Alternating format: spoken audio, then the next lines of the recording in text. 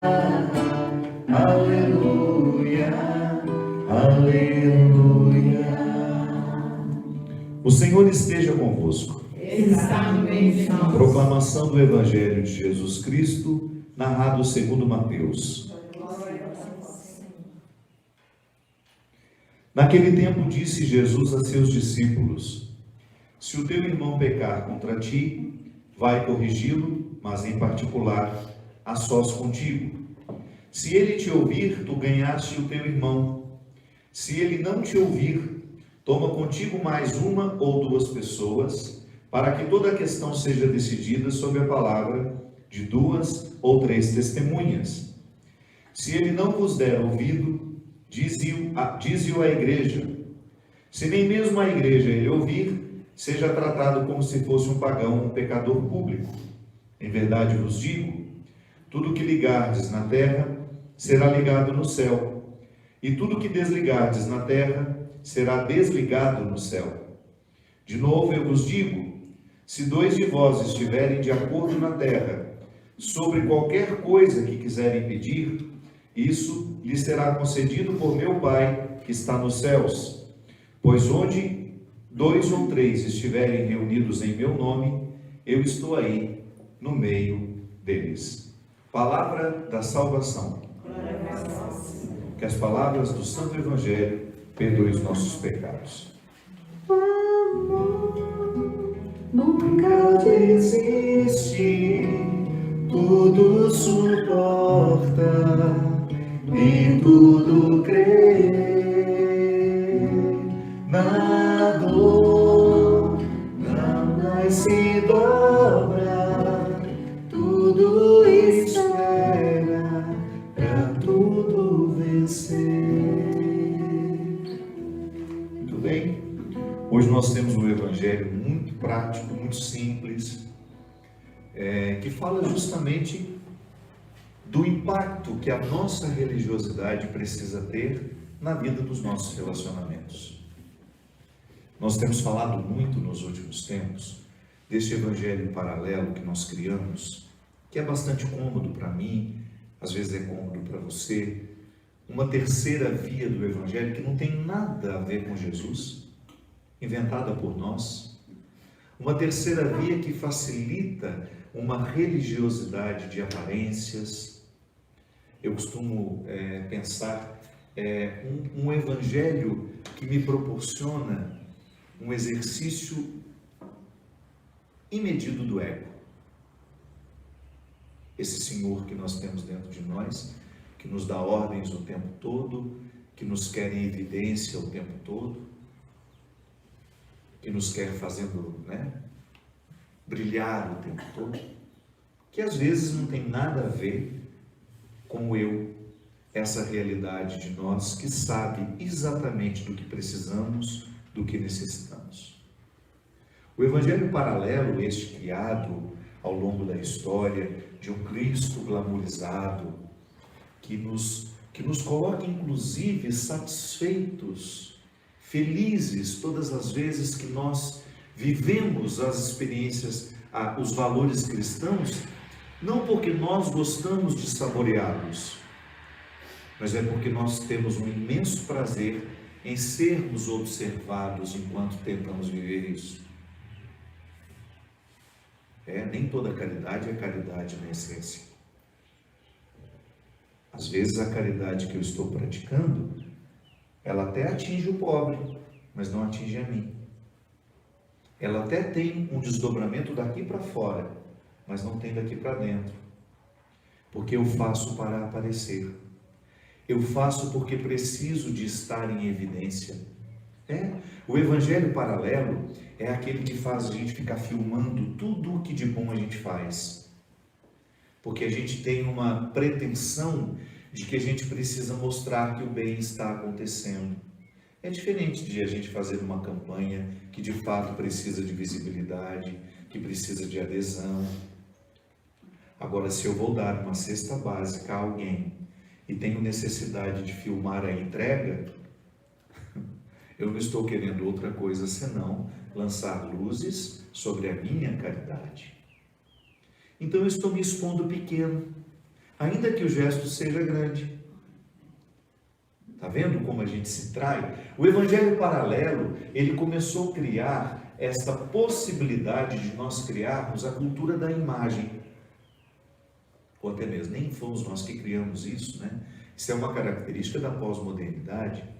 Se você quiser filosoficamente entender o que é a pós-modernidade, esse período contemporâneo que nós vivemos, nós podemos dizer que nós estamos na era da imagem. Uma imagem conta mais do que qualquer coisa. Por isso nós estamos preguiçosos para os discursos, porque nós estamos sendo educados para as imagens, que são mensagens rápidas. Então o nosso cristianismo, ele corre o risco de ficar o tempo todo numa beira do caminho que ainda não é o caminho. E de nós sermos o tempo todo guiados pelas facilidades deste evangelho paralelo que nós criamos até mesmo enquanto comunidade. Porque eu vivo isso do ponto de vista pessoal, mas eu não posso negar que às vezes as características do evangelho paralelo, que não é o de Jesus, é apenas parecido com ele, está dentro das nossas comunidades cristãs. No evangelho paralelo, por exemplo, essa palavra de Jesus hoje passa longe.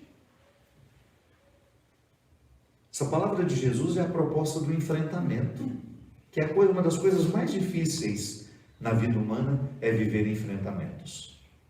Pode observar como é difícil você estabelecer um momento formal com as pessoas com quem você convive há anos para falar de problemas. Nós sabemos viver os problemas e às vezes nos agredindo de vez em quando por causa deles. Nós sabemos ficar nesse lodo que é a vida problemática, mas nós não sabemos formalizar o sentar um diante do outro, olhar nos olhos e dizer, olha, nós precisamos corrigir isso, isso, isso e isso, porque se nós continuarmos assim, nós continuaremos nos machucando, nos ofendendo, traindo. O enfrentamento é o lugar da cura do relacionamento. Por isso que Jesus disse, aconteceu alguma coisa de errada, chama mais dois para não ficar só entre você e ele, para não ficar dizendo, eu falei isso, não, você não falou isso não. Chama 2 ou 3 testemunhos, porque isso também é interessante. No Evangelho de Jesus, nunca há solidão. No Evangelho paralelo, sim. Eu sou egoísta, eu sou egocêntrico. Você pode observar que nas propostas de Jesus, há sempre uma tentativa de alargar o contexto. Há sempre uma tentativa de desdobrar a questão para que outros participem. Nunca no Evangelho de Jesus nós temos direito, por exemplo, ao autoritarismo. Tudo é muito partilhado. No Evangelho paralelo, sim. Quantos líderes de comunidades que se dizem cristãs agem de maneira diabólica para defender os seus interesses, escondendo-se na autoridade? Nós que somos criados dentro de comunidades cristãs, quantas vezes vimos personalidades estragadas liderando pessoas autoritárias, doentes? Quantas vezes impunham para nós o absurdo em nome de Deus? Aquela pessoa nunca se encontrou, nunca teve um lugar que de fato ela construiu, mas de repente a religião facilita isso, né? Você vira um líder religioso facilmente. As comunidades geram lideranças assim. E às vezes aquela pessoa, porque estava vivendo num evangelho paralelo, que não colocava esses confrontos, inclusive o autoconfronto, de você olhar no espelho e falar, isso que eu estou pedindo para o meu irmão, é de fato o que Deus está querendo, ou é o que eu estou querendo que ele faça? Eu estou usando da minha autoridade religiosa para poder fazer prevalecer a minha vontade, ou eu estou de fato querendo o bem do outro? Quantas vezes eu vi lideranças de comunidades, fundadores doentes da cabeça, essas comunidades de vida, quantos fundadores doentes, neuróticos, emocionalmente desequilibrados, impondo as suas neuroses às outras pessoas. Por quê? Porque no evangelho paralelo nós temos essa pretensão de que eu sozinho tenho o poder de ligar e de desligar. Eu sozinho tenho o poder de costurar e descosturar. Olha aqui, Jesus está dizendo o tempo todo que não. O enfrentamento é sempre comunitário, para que a gente não tenha o risco de ficar nas mãos de gente doente que age em nome dele, ou que diz agir em nome dele. Por isso que as comunidades sérias vão criando conselhos. Conselhos. O que é o conselho? 2, 3, 4, 5, depende do tamanho da comunidade. Para que a gente possa, entre nós, nos desmascarar no momento em que nós tenhamos a pretensão de impor sobre os outros as nossas vontades. Para isso que serve o conselho. E o conselho nunca pode ser corrompido por isso. Porque se nós fazemos parte do conselho, digamos que todos nós aqui, eu, Everson, Toninho, Edneia, Teca, Renata, a Bia, Maricota, Ziza e Tânia. Digamos que nós sejamos o conselho de uma comunidade e a gente administra a vida de muita gente que esteja sob a nossa autoridade. Quando o presidente toma ali uma decisão, a Renata é a primeira que pode falar: mas será que essa sua decisão não é porque você tem dificuldade com ele? Será que essa sua decisão não é porque você tem uma ojeriza daquela pessoa, que você está decidindo por ela? O conselho se desmascara, o conselho se questiona. Não existe vida cristã, essencialmente cristã, sem o desmascaramento dessas realidades que nós muitas vezes usamos para poder fazer prevalecer sobre outros as nossas vontades. Mas lá no evangelho paralelo, não.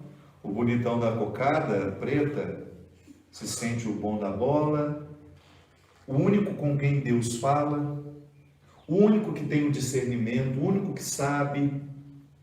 E ele vai estragando a vida de tantas pessoas com sua autoridade pautada não naquela que Deus instituiu, mas naquela que a neurose dele lhe fez viver e experimentar. Volto a dizer, às vezes pessoas desajustadas do ponto de vista emocional, psíquico, assumem lideranças e provocam verdadeiros estragos na vida das pessoas. Mas agora o que é interessante, que eu não sou fundador de comunidade, você não é. Mas você está inserido numa comunidade, é uma família. Ajuntou um grupo de pessoas, virou comunidade. Não importa se nós sejamos parentes ou não, se sejamos do mesmo sangue. Eu costumo dizer, e sem medo de ser injusto com a minha família de sangue, a minha verdadeira família hoje, há muito tempo, é essa que convive comigo no meu dia a dia. Os vínculos sanguíneos, eu tenho respeito por eles, ajudo à medida que acho justo, mas eu não tenho nenhuma ilusão. A família que eu construí, essa que me ampara emocionalmente no meu dia a dia, é o lugar do meu cultivo, é o lugar do meu crescimento, é com essas pessoas que eu cresço, é com essas pessoas que eu amadureço. Eu não sei como é que foi o seu caminho, no meu foi assim. Aos poucos eu fui me distanciando pela própria opção do seminário, eu fui me distanciando da minha família de sangue, não tenho praticamente convivência mais direta, não tenho mais. Eu vejo meus irmãos de vez em quando, moram em outras cidades, em outros lugares, ainda que a gente se fale, não é a mesma coisa, não é a mesma convivência. A comunidade que me vê crescer, que me vê viver, a que tem bastidores comigo, é o lugar do meu crescimento, do meu comprometimento.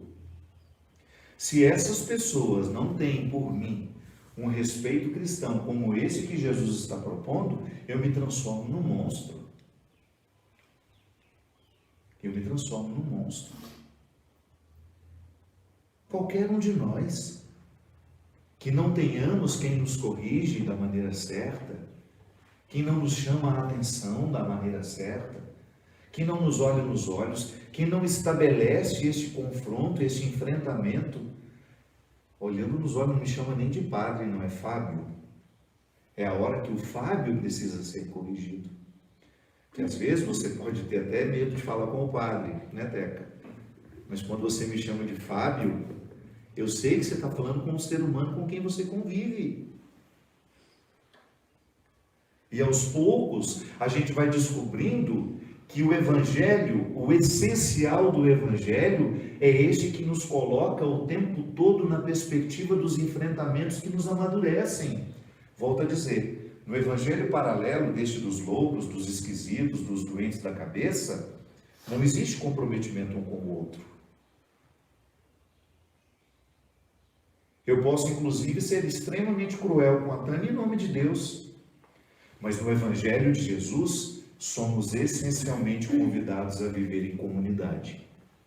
Comunidade que se compromete, viu?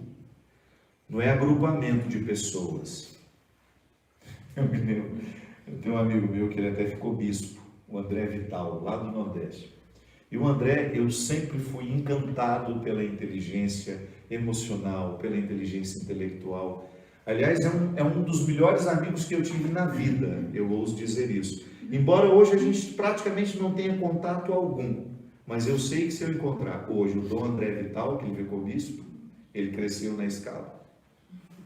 A autoridade eu sabia que isso aconteceria.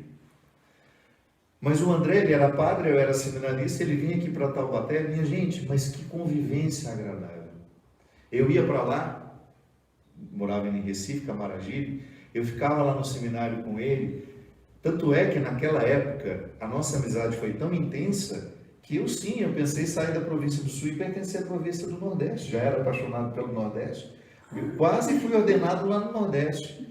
Não fui porque tive algumas resistências aqui, e os padres da província daqui acharam que não seria interessante acontecer isso antes de ser padre. Enfim. O André, que era um amigo, que eu nem olhava muito como padre, era amigo mesmo.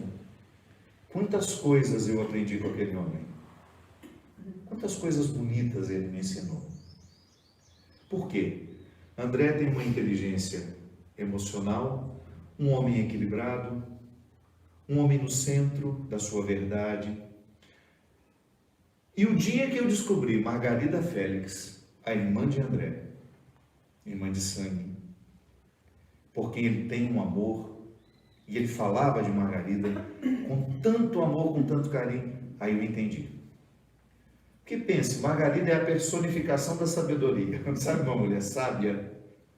Psicóloga, aliás, eu já até falei dela uma vez no programa de direção espiritual, que Margarida tinha não sei se ainda tem, em Recife, uma proposta de terapia muito interessante para retirar pessoas de depressão, de estados depressivos profundos, por meio de alimentação e mudança de hábito. Retira o açúcar da vida da pessoa. Foi a primeira vez na vida que eu escutei que o açúcar era um alimento inflamatório, profundamente nocivo à saúde das emoções. O dia que eu conheci Margarida, eu entendi por que André era tão grandioso. E eu não conheci o pai, não conheci a mãe. Sobre a morte da mãe, eu tenho uma frase dele que eu nunca me esqueci. Eu me lembro que ele falou assim, quando minha mãe morreu, aquilo foi tão sagrado para mim, que eu não tive nem coragem de dizer o que me acontecia, porque eu tinha medo que os outros banalizassem. Nunca mais esqueci isso, Ziza. Existem coisas que nos acontecem que você nunca pode contar. É seu. Que se você tentar contar, você oferece ao outro a possibilidade de que ele banalize aquilo que foi tão sagrado para você. Entendi por que a ambiência emocional do André provocou aquele homem tão agradável. Claro, pecador igual eu, igual a mim, igual a você, tem as fragilidades dele.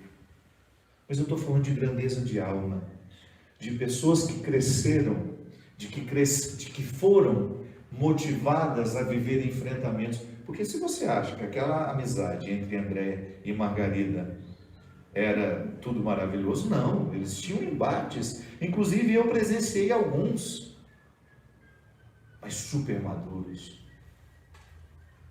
uma fraternidade que de fato faz sentido. E eles têm a sorte de poder dizer que o mesmo sangue está correndo nas duas veias. Nem sempre a gente tem isso dentro de casa. Quantas vezes os nossos vínculos familiares são mais fardos do que possibilidades? Mas aí a vida nos dá a oportunidade de vez em quando a gente se esbarrar e a gente crescer, porque a gente descobre que há uma outra forma de criar esse vínculo. O ser humano, ele se adapta, ele corre atrás do que ele não tem. E quando a essência desse evangelho que nos coloca numa necessidade de viver diariamente enfrentamentos que vão burilando a nossa personalidade. Sim, no evangelho paralelo, nesse que interessa aos neuróticos, aos desajustados, aos que não estão comprometidos com o seu crescimento e o crescimento dos outros, não há enfrentamento, há imposição. Eu lhe imponho a minha vontade, eu lhe imponho o meu desejo. Da mesma maneira como dentro de famílias que se dizem cristãs, os pais impõem sim aos seus filhos as suas vontades. Não percebem que houve o tempo de uma maturidade, que não percebem que houve uma evolução, que o próprio tempo vai nos dizendo. Num lar essencialmente cristão, você não vai ser pai do seu filho aos 16 anos, da mesma forma como você foi quando ele tinha 2, 3, 4, 5. O amor essencialmente cristão, ele amadurece no seu formato. Não tem como você ser amiguinho do seu filho quando ele precisa de um pai.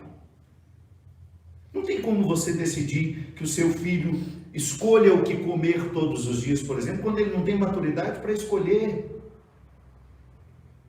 É claro que você vai impor sim uma dieta mais saudável, inclusive para educar o paladar daquela criança. Nós sabemos disso. Essa semana nós comemoramos os nutricionistas. Eu digo que a nutrição é uma ciência que nos ensina tanto.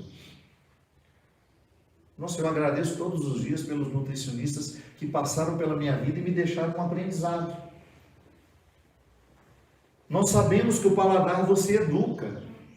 Então você não pode deixar que uma criança de 2, 3, 4 anos escolha o tempo todo o que vai comer. O Padre Zezinho tinha um placar que ele fazia num show dele antigo, eu era menino ainda, que era o placar do pai e filhos. Lembra disso, Teca?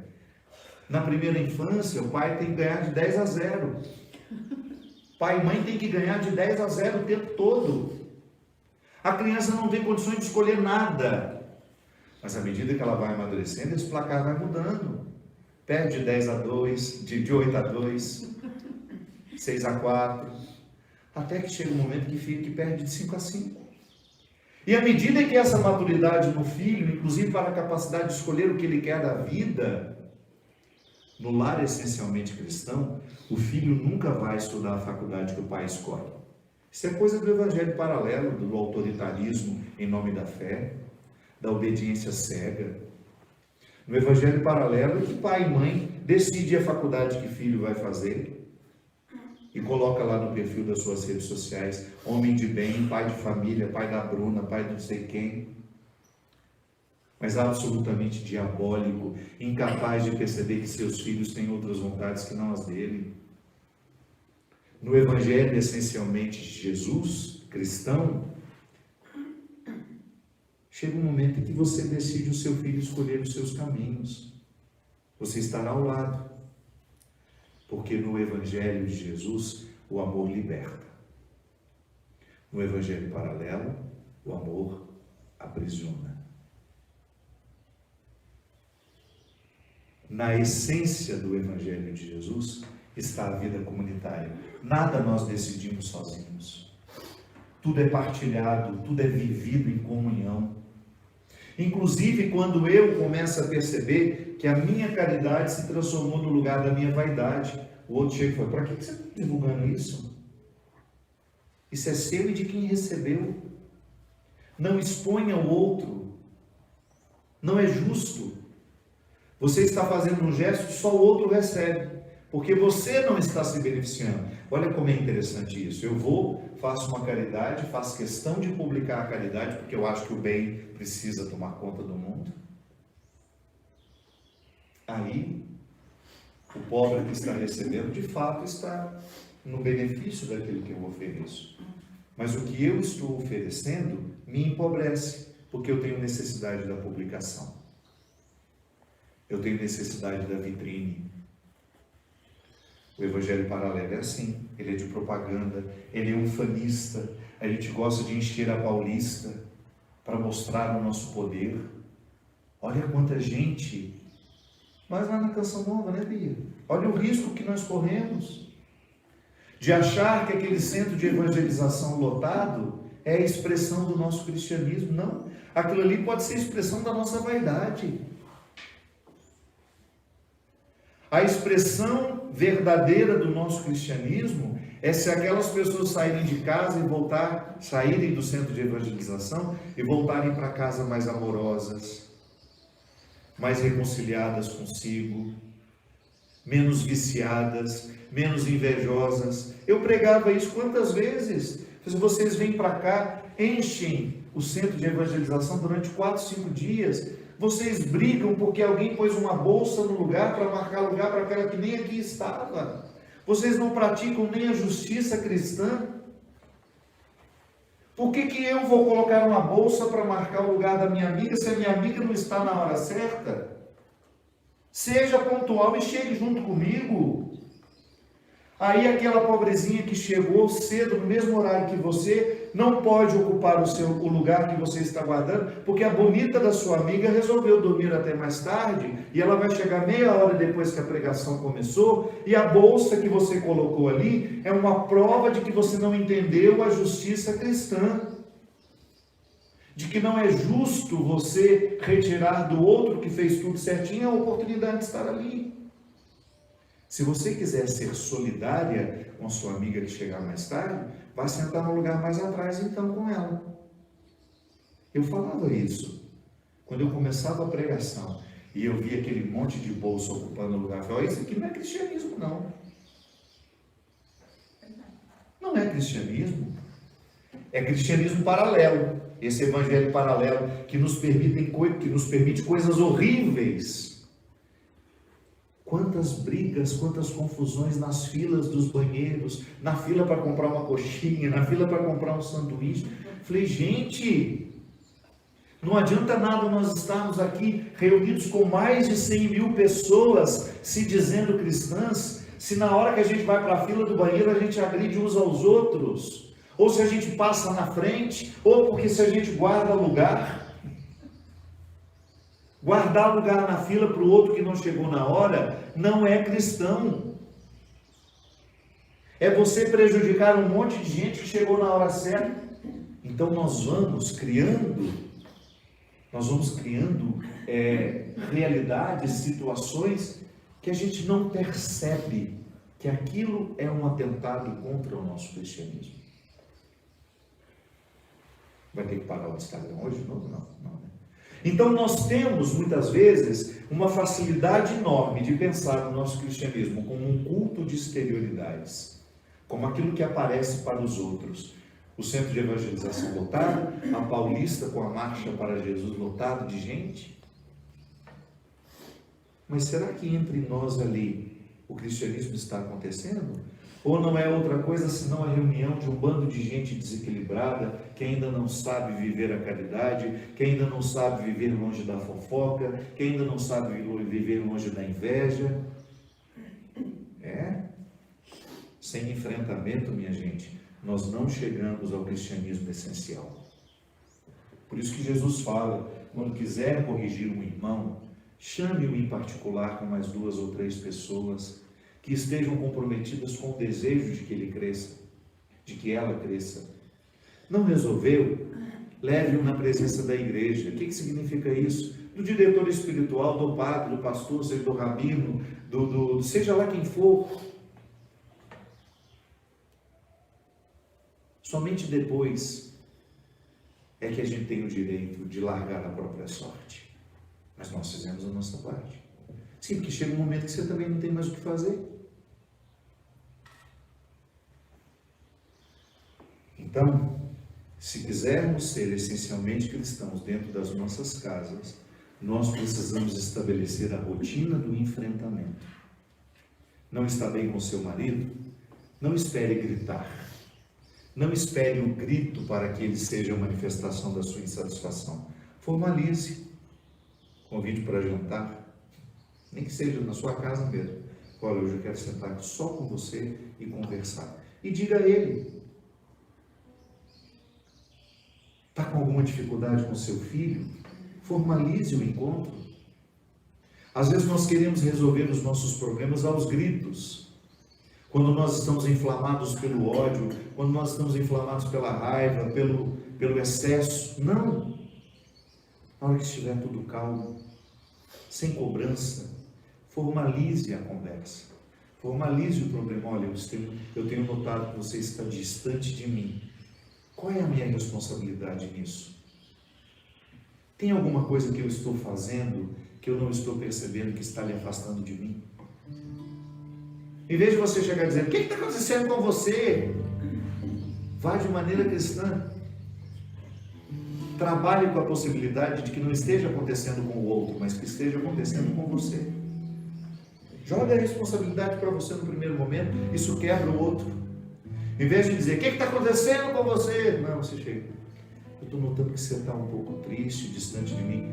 Qual é a minha? O que eu estou fazendo para provocar isso? Quer me dizer? Quer me ajudar a ser melhor? Às vezes eu canto uma música hoje no ato penitencial que fala justamente isso.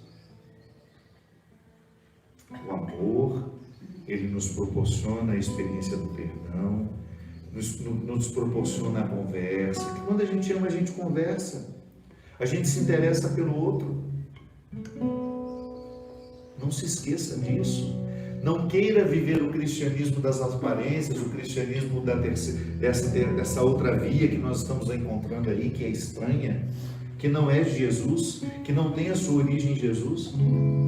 Descubra que é na sua casa, nessa primeira comunidade, que você está convidado a ser essencialmente cristão. Depois que você conseguir ser aí na sua casa, com as pessoas que constroem a sua ambiência emocional. Como eu estou dizendo para vocês, as pessoas que constroem a minha ambiência emocional há mais de 15 anos, não são do mesmo sangue que eu. Mas elas correm dentro das minhas veias. E eu sei que eu corro dentro das veias delas. E eu sei que elas estão comprometidas com o meu crescimento. E eu sei que eu estou comprometido com o crescimento delas. E se errei muito até o dia de hoje, tenho pedido a Deus a graça de não continuar errando. Porque eu quero, de verdade, aproveitar esta oportunidade que eu estou tendo para evoluir cada vez mais. Eu quero sim ficar essencialmente cristão. Eu não quero andar no evangelho paralelo. Eu não quero ser dele um representante. Já tem muita gente fazendo isso. O evangelho das aparências só serve a quem quer aparecer. Mas definitivamente, o que nos realiza não é o reconhecimento que os outros nos oferecem, mas é aquela satisfação que você tem de deitar a cabeça no seu travesseiro e de saber que você está buscando ser o melhor ser humano que você pode ser. Amo os teus olhos quando já não posso olhar.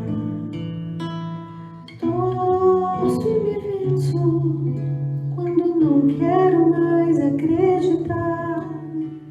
Respeitar teu jeito e o teu tempo de crescer.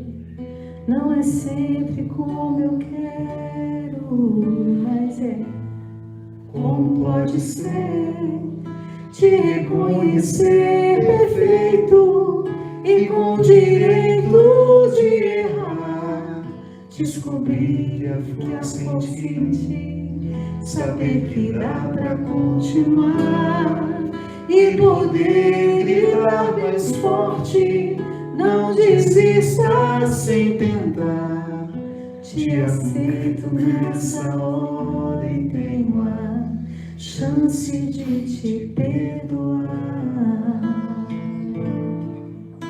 Essa música da Ziza chama Respeito. Está no primeiro CD dela, Mais que os Pássaros. Você acha que essa música nasceu de alegrias? Não. Essa menina tem uma história dificílima, familiar, né? Viu a dor muito, muito próxima o tempo todo. Se escondeu por muito medo, muito medo fez com que essa menina se escondesse debaixo da cama. Mas quem disse que ela está condenada a ser refém eternamente dessas dores? Não. Hoje, na relação com a mãe, com o irmão, o pai já se foi, ela tenta reconstruir tudo isso. Você acha que essa música que ela acabou de cantar nasceu num momento de alegrias? Não. De dores e enfrentamentos iguais aos nossos. Por acaso ela sabe fazer música.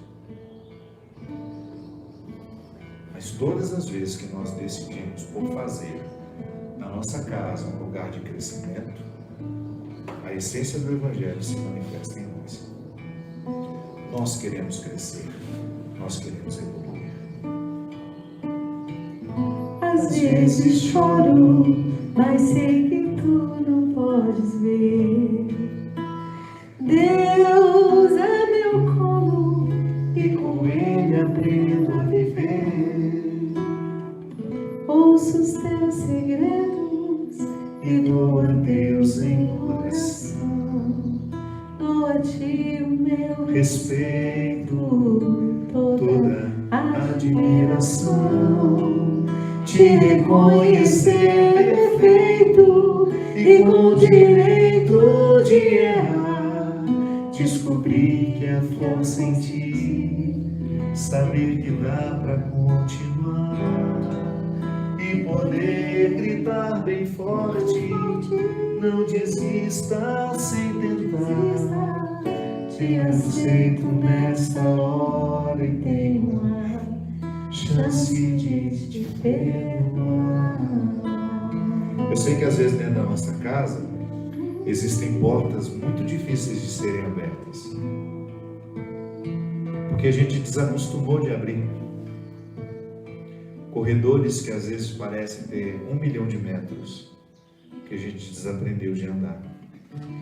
São as portas que nos separam das pessoas que convivem com a gente e que às vezes por uma comodidade estranha, por um excesso de respeito, a gente deixou de abrir para entrar, sentar na cama, saber como está. Eu sei que às vezes esses corredores que parecem invencíveis, eles ficam muito maiores que nós. E às vezes como é difícil bater na porta e dizer, posso entrar um minutinho? Mas é assim que começa. Esse Evangelho de Jesus hoje é uma aula de relacionamentos. Não perca a oportunidade de ser essencialmente cristão na sua casa. Não deixe a dor de hoje dormir sem remédio. Não permita que as mágoas sejam acumuladas. Vai lavando aos poucos. Vai curando todo dia. O relacionamento que realmente pode dar certo é aquele que é lavado todo dia. Dor a dor, gesto a gesto. É assim que a gente vai aprimorando. Seja no seu relacionamento entre marido e mulher, seja no seu relacionamento pai e filho, mãe e filho, irmão, amigo. Onde quer que você esteja construindo saúde emocional, ali é o lugar do seu enfrentamento. Não permita que a sua casa seja um aglomerado de pessoas. Eu estava falando do André, acabei não dizendo a frase boa que ele me disse. Nós estávamos recebendo uma visita lá no seminário e a pessoa perguntou para mim assim, quantos seminaristas vocês são? Eu falei, 60 e poucos. Nossa, que beleza! Isso o André vira e fala assim, os presídios também são cheios. Só eu escutei. Mas é verdade. Um número não quer dizer nada. Os presídios também estão lotados. Quantas pessoas moram nas nossas comunidades, né? Mas quantas pessoas moram dentro de nós? Eu sei a crítica que o André fez naquele momento, porque nós que já moramos no seminário, Toninho está aqui, sabe? Que às vezes o seminário é só um aglomerado de pessoas. Você conta no dedo quem mora dentro de você, você conta no dedo no coração de quem você mora. As nossas casas é a mesma coisa. Quantas pessoas moram na sua casa? Mas no coração de quantos deles você mora? Tenha coragem de se responder isso. Não com culpa, não. Não é para você se sentir culpado. É para você, quem sabe, ter a oportunidade de corrigir o que está sendo errado. O que não está permitindo você morar no coração deles. Ou eles morarem no seu coração. Te reconhecer perfeito, com o direito de errar. Descobrir a força em ti, saber que dá para continuar. E poder gritar bem forte, não desista sem tentar. Te aceito nessa hora e tenho a chance de te perdoar. Creio em Deus Pai Todo-Poderoso, Criador do céu e da terra,